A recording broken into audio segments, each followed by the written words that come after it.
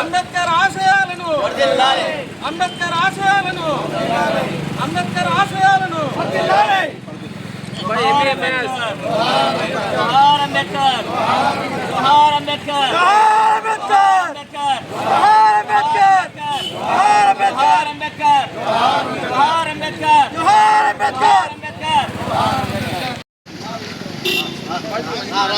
BR Ambedkar గారి జయంతి శుభ సందర్భంగా ఇక్కడ విచ్చేసినటువంటి కూటమి నాయకులకు పెద్దలకు అందరికీ నా హృదయపూర్వక ధన్యవాదాలు తెలియజేస్తూ ఈరోజు ఇంత ఘనంగా అతని జన్మదినోత్సవం రాష్ట్రవేద గాని మండలాల్లో గాని ప్రపంచవ్యాప్తంగా దేశవ్యాప్తంగా జరుపుకుంటున్నారంటే ఆయన యొక్క గొప్పతనం మరుపరానిది మరవలేనిదన్నమాట.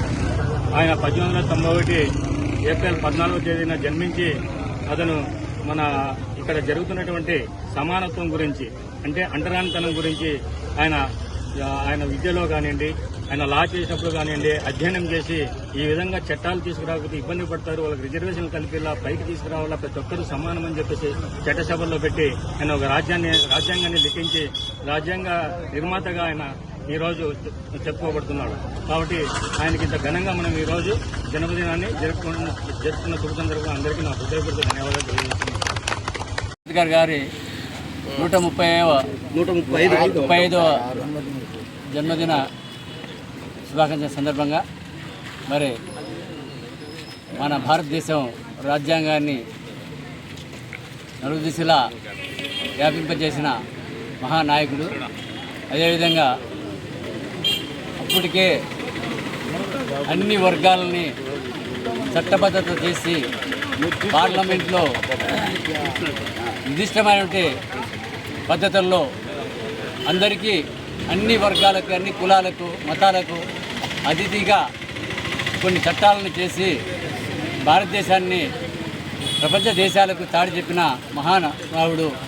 మరి ఆయన ఆశయాలలో మనం ఎప్పుడూ కూడా పాటించాలా, ఆయన యొక్క విధి విధానాలు కూడా మనం అందరూ కూడా అమలు చేసే విధంగా ఉండాలా. అప్పటికే విద్యావంతుడు కావాలని ఆయన ప్రయత్నం చేస్తే అప్పటికున్న బూర్జువా నాయకులు తనని స్కూల్ కూడా పోనివ్వకుండా అడ్డుకొని అనేకమైన కష్టాలను ఓర్చి విద్యావంతుడయ్యాడు.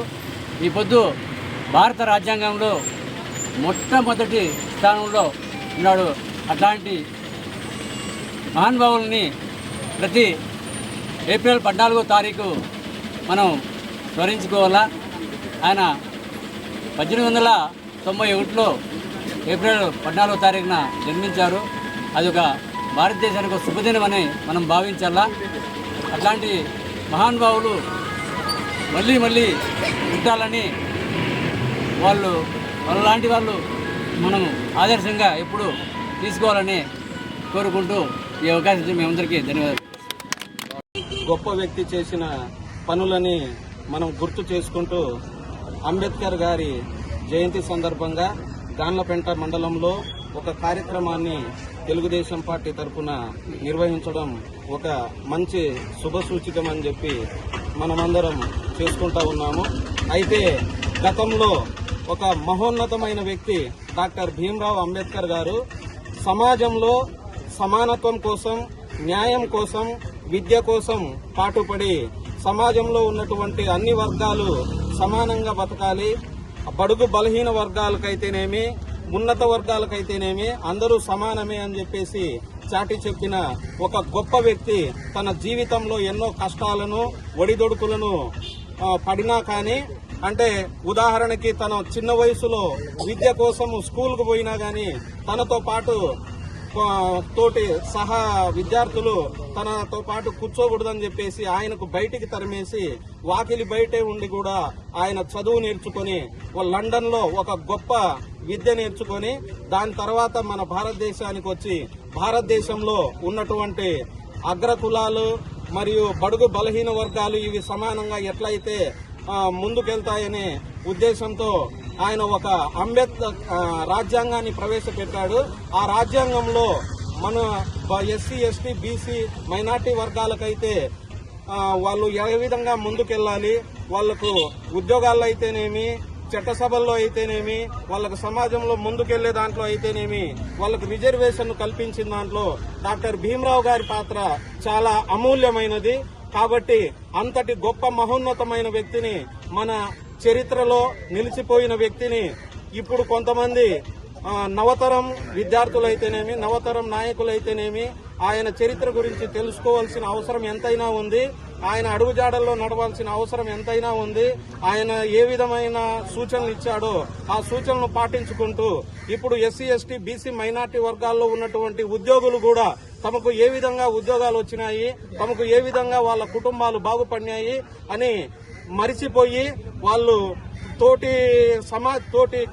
క్యాస్ట్ కి చేయూతనివ్వడం చాలా ముఖ్యమైనది.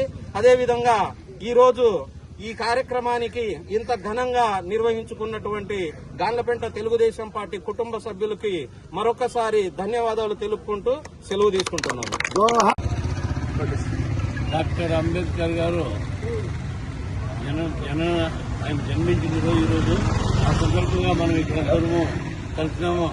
ఆయన చాలా ఒడిదుడుకులతో పైకి వచ్చి ఒక రాజ్యాంగాన్ని రాసినమాట ఒక పుస్తకంలో. దాని ప్రకారం మనం ఎన్టీ రామారావు కానీ, చంద్రబాబు నాయుడు కానీ మనము సూచన తప్పకుండా పాటిస్తున్నాం. ఆయనకు బడుగు వర్గాల వారికి కూడా రిజర్వేషన్ కల్పించి ఆయన రాసిన ఆశయాలు మనం ముఖ్యంగా మనం భావిస్తూ ఆయన తెలుసుకుంటాం. ప్రతి ఏప్రిల్ 14వ తేదీ కూడా ఆయన గారికి మనం బాగా ఘనంగా సన్మానించాం.